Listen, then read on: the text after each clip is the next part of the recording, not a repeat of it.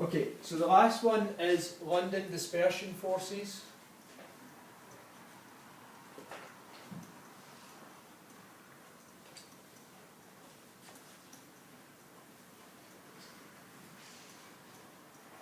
So again, if you've got to answer a question based upon this, write it down as London dispersion forces and then substitute it as LDFs, and then we can talk about it as LDFs.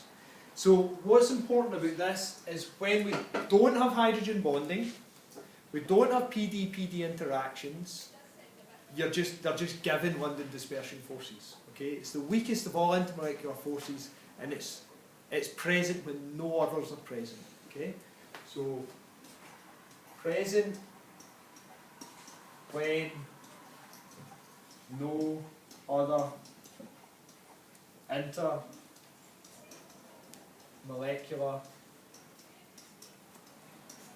forces. Okay, so that means if there's no hydrogen bonding, there's no PD-PD interactions, London dispersion forces is it. Alright?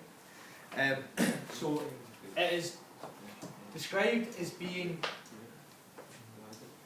an induced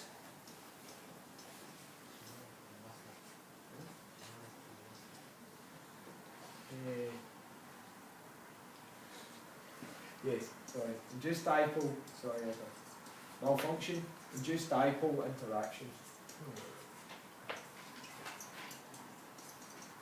So how that differs from a permanent dipole interaction is that if you have one atom here, or one atom within a molecule, or just one atom, when it comes close to the next atom, the electrons on the outside of it pushes the electrons from the outside of the other one to the other side.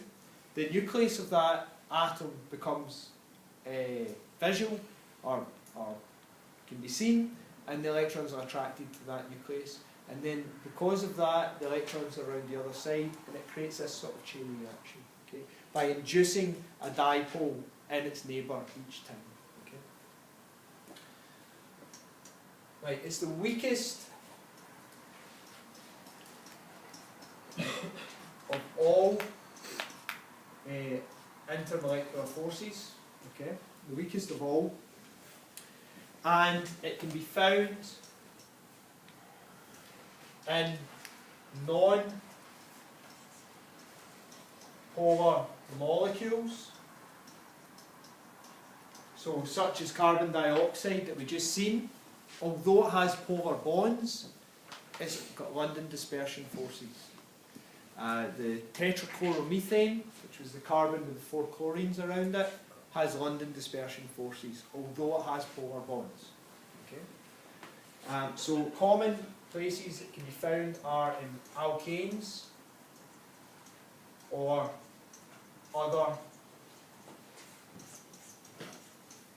hydrocarbons. The noble gases, it's commonly found there, and the ones I said before, like carbon dioxide, the non-polar molecules. Now, molecules with London dispersion forces will more than likely be gases at room temperature, since the forces between the molecules are so weak that they don't lie within close proximity to each other, and hence are in the gaseous state. Or the amount of energy needed to move the molecules apart is so little because the forces are so weak that they're a gas at room temperature. Okay? So it means to say that in all intermolecular forces, melting points and boiling points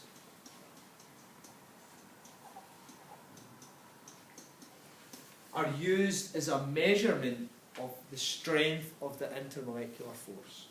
Okay? So water, for example, small molecule, 3 atoms,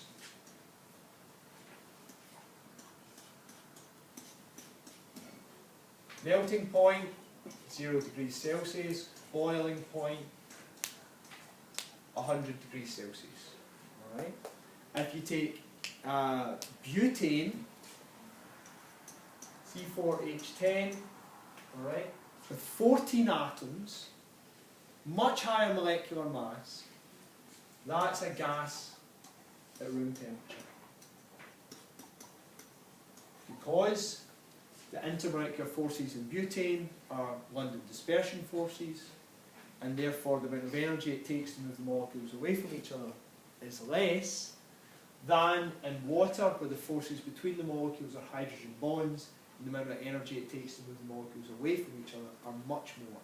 So hence we look at the boiling point of each of the gases as a measurement of the strength of the intermolecular force.